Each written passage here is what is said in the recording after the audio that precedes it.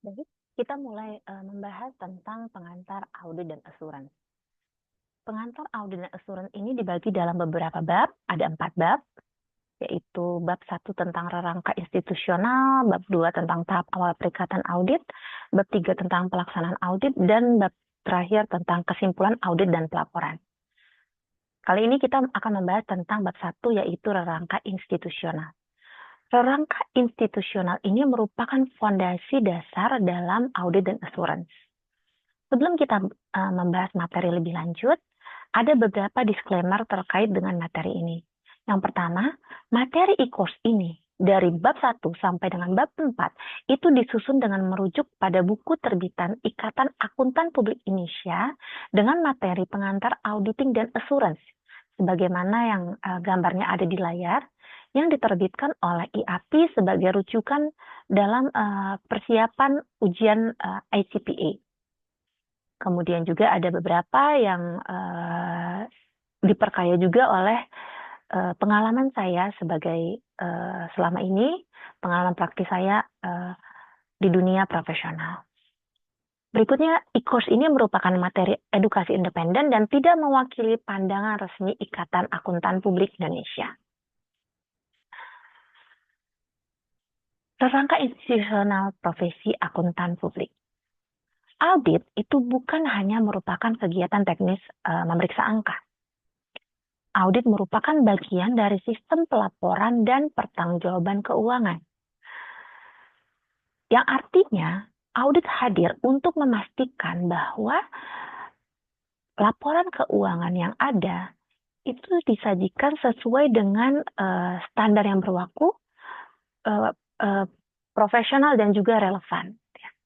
Oleh karena itulah, profesi akuntan publik di sini berperan sangat penting dalam menjaga keandalan informasi keuangan. Karena pentingnya profesi dari akuntan publik tersebut, sehingga diperlukan suatu rangka institusional yang mengatur tentang landasan hukum, standar profesional, asosiasi profesi, mekanisme pengawasan, dan juga sanksi. Karena tanpa rangka institusional ini, audit tidak memiliki legitimasi hukum dan kepercayaan publik.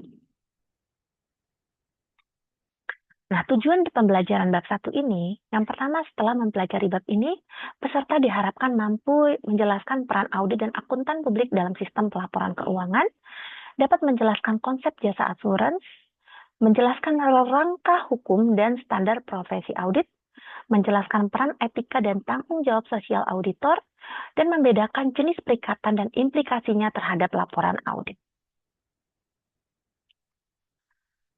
Audit itu merupakan bagian dari jasa asuransi. Jadi jasa asuransi itu ada beberapa, dan audit adalah bagian dari jasa asuransi. Apa itu jasa asuransi?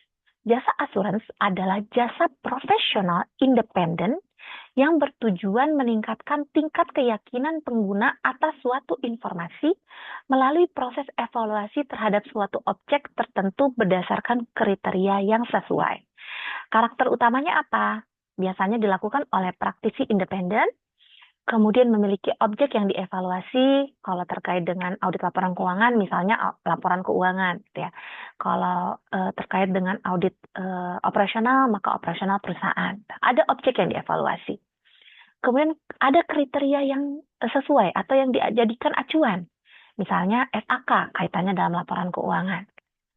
Kemudian ada bukti yang memadai, ada kesimpulan atau laporan yang juga bertujuan untuk meningkatkan kepercayaan pengguna. Adapun posisi audit dalam jasa asuransi, audit bukan jasa konsultasi dan bukan jasa penyusunan laporan keuangan. Ini yang harus di-highlight. Jadi jasa penyusunan laporan keuangan itu juga bukan jasa audit. Begitu juga dengan jasa konsultasi. Kalau audit laporan keuangan merupakan bentuk utama dari jasa asuransi. Fokusnya pada informasi keuangan historis yang memberikan tingkat keyakinan yang tinggi atau reasonable assurance. Ada beberapa jenis jasa asuransi yang disediakan oleh akuntan publik. Yang pertama, audit atas informasi keuangan historis, review atas informasi keuangan historis, dan jasa asuransi lainnya. Misalnya, assurance atas pengendalian internal tertentu. Perbedaan audit, review, dan kompilasi. Audit dan review itu merupakan jasa asuransi, gitu ya. Jadi kalau audit atas informasi keuangan historis merupakan perikatan asuransi di mana auditor memperoleh bukti audit yang cukup dan tepat untuk menyatakan opini mengenai kewajaran penyajian laporan keuangan. Jadi kalau audit laporan keuangan atau audit atas informasi keuangan historis, poinnya ada opini setelah diperoleh bukti audit yang cukup. Audit menuntut pelaksanaan prosedur yang komprehensif, termasuk pengujian pengendalian dan pengujian substantif. Karakteristik utama audit adalah tingkat keyakinan yang tinggi atau reasonable assurance, dan kesimpulan dalam bentuk opini positif. Audit dilaksanakan berdasarkan standar audit. Sedangkan review yang juga merupakan jasa assurance, itu tingkat keyakinannya terbatas gitu, berbeda dengan audit, ruang lingkupnya lebih sempit. Prosedur review secara signifikan lebih terbatas dibandingkan audit dan terutama berupa permintaan keterangan serta prosedur analitis. Jadi biasanya lebih ke arah permintaan keterangan dan prosedur analitis. Kesimpulan review dinyatakan dalam bentuk negatif, yaitu bahwa tidak ditemukan hal yang menyebabkan praktisi meyakini bahwa laporan keuangan tidak disajikan secara wajar. Review itu dilaksanakan berdasarkan standar review, berbeda dengan standar audit. Kemudian kompilasi. Nah, kalau kompilasi itu berbeda dengan jasa asuransi, itu merupakan penugasan non-asuransi. Dalam kompilasi, akuntan membantu manajemen menyusun informasi keuangan tanpa melakukan verifikasi atau pengujian. Oleh karena itu, kompilasi tidak memberikan tingkat keyakinan apapun dan tidak menghasilkan opini. Penugasan ini dilaksanakan berdasarkan standar jasa terkait. Di sini bisa dilihat perbedaan dari jenis penugasan dan laporan terkait dari pemeriksaan atau audit, review, dan prosedur yang disepakati atau agreed upon procedure. Ya. Yang pertama, kalau pemeriksaan atau audit, nilai buktinya ekstensif, dalam, gitu ya, banyak buktinya. Kemudian tingkat jaminannya tinggi, kesimpulannya positif, dan distribusinya biasanya umum kalau audit laporan keuangan untuk publik. Kalau review, nilai dari buktinya signifikan, tingkat jaminannya itu sedang, kesimpulannya negatif, dan distribusinya umum juga. Namun kalau prosedur yang disepakati atau agreed upon procedure, nilai dari buktinya bervariasi tergantung kesepakatan antara klien dan kantor akuntan publik. Tingkat jaminannya bervariasi, kesimpulannya temuan, distribusinya terbatas.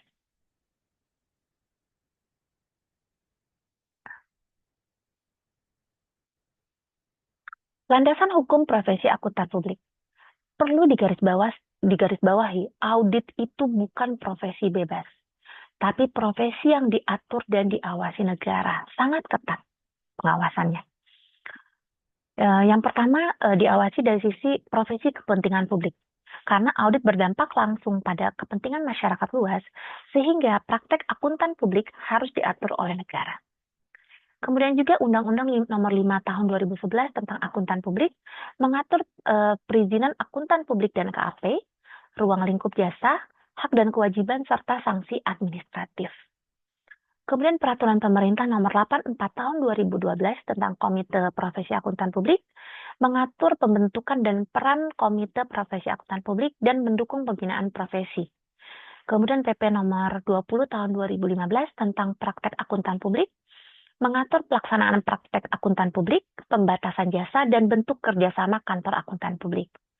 Kemudian KMK nomor 443 KMK 01 2011 yang menetapkan IAPI sebagai Asosiasi Profesi Akuntan Publik. Yang terakhir PMK nomor 155 PMK 01 2017 dan PMK nomor 186 tahun 2021 yang mengatur pembinaan, pengawasan, dan pemeriksaan akuntan publik. Pembatasan penggunaan jasa audit dan independensi.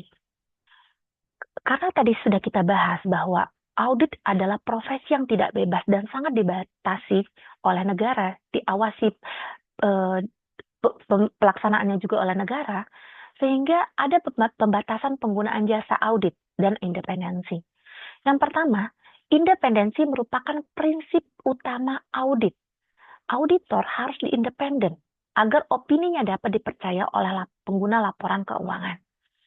Kemudian, ada risiko hubungan jangka panjang auditor dengan klien.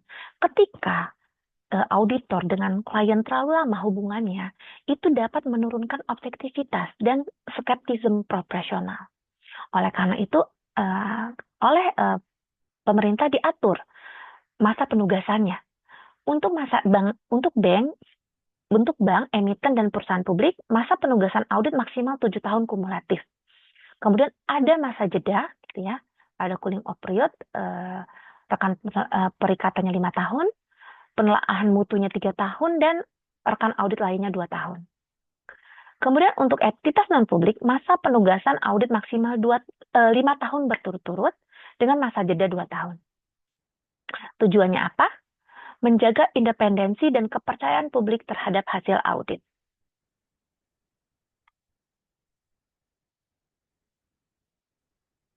Kemudian pembinaan dan pengawasan akuntan publik. Nah, akuntan publik itu diawasi oleh Menteri Keuangan yang pelaksanaan pengawasannya oleh PPPK, P3K, Pusat Pembinaan Profesi Keuangan yang berwenang melakukan pemeriksaan akuntan publik dan kantor akuntan publik. Ruang lingkup pengawasannya yang pertama kepatuhan terhadap peraturan perundang-undangan, kepatuhan terhadap standar profesional akuntan publik, kepatuhan terhadap kode etik profesi. Ketika kantor akuntan publik ataupun auditor ataupun akuntan publik ternyata melanggar aturan yang ada, maka akan ada sanksi administrasi, mulai dari peringatan tertulis, pembatasan kegiatan jasa, pembukuan izin, dan bahkan hingga pencabutan izin. Kemudian kewajiban audit laporan keuangan itu ada dalam Undang-Undang Nomor 40 Tahun 2007 tentang perseroan terbatas. Di sini ditetapkan kondisi laporan keuangan yang wajib diaudit. Jadi, laporan keuangan itu wajib diaudit jika perusahaan yang pertama menghimpun dana masyarakat, kemudian merupakan perusahaan terbuka, merupakan persero atau BUMN, memiliki aset atau omset lebih besar atau sama dengan 50 miliar, kemudian diwajibkan oleh peraturan perundang-undangan. Sehingga, karena ada kewajiban tersebut, audit itu bisa meningkatkan keandalan laporan keuangan dan melindungi pemegang saham serta publik.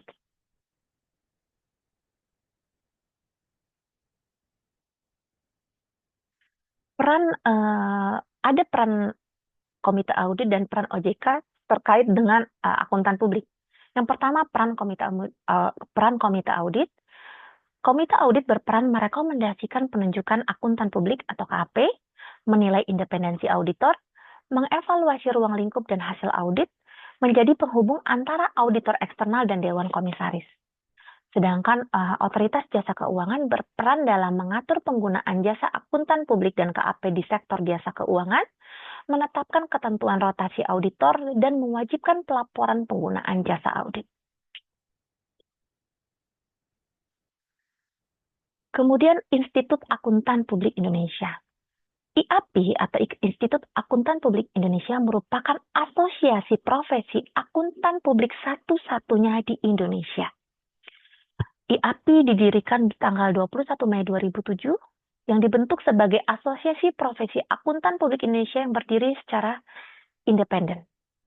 Kemudian disahkan oleh Kementerian Hukum dan HAM RI sehingga memiliki legitimasi hukum sebagai organisasi profesi.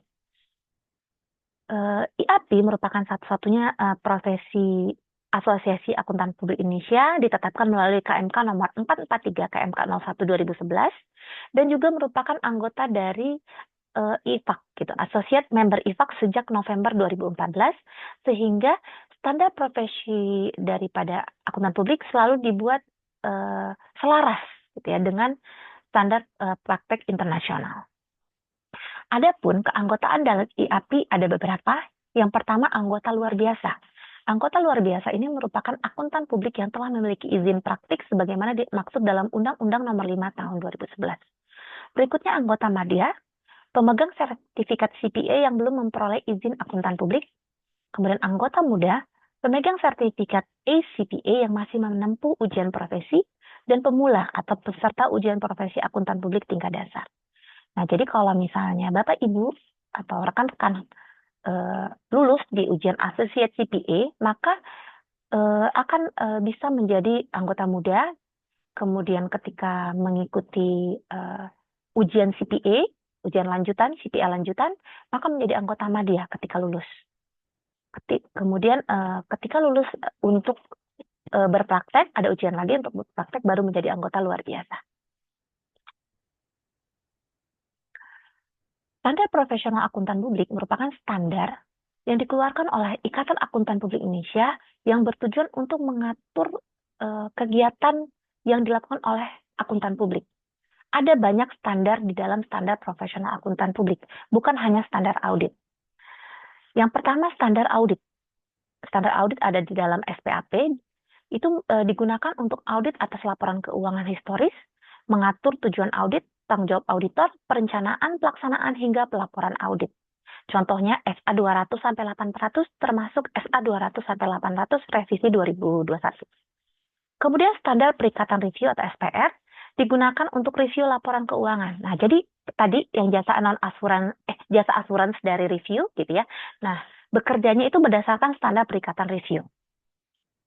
Nah, di standar perikatan review ini digunakan untuk review laporan keuangan historis dengan tingkat keyakinan terbatas. Fokus pada prosedur inquiry dan analitis, yaitu SPR 2400 sampai 2410. Berikutnya standar perikatan asuransi atau SPA. Digunakan untuk jasa asuransi selain audit dan review atas objek selain laporan keuangan historis. Itu ada di SPA 3000 sampai 3420. Kemudian standar jasa terkait SJT digunakan untuk penugasan non-asuransi seperti prosedur yang disepakati dan kompilasi, laporan berisi temuan faktual atau penyajian informasi tanpa opini. Itu ada di SJT 4400 sampai 4410. Kemudian standar jasa investigasi SJI digunakan dalam penugasan investigatif termasuk penelusuran indikasi kecurangan atau penyimpangan tertentu. Ada di SJI 5100 sampai 5500. Standar jasa konsultasi atau SJK digunakan untuk jasa konsultasi profesional yang tidak memberikan jasa keyakinan atau non-assurance. Tidak termasuk dalam jasa asuransi menurut Undang-Undang Akuntan Publik.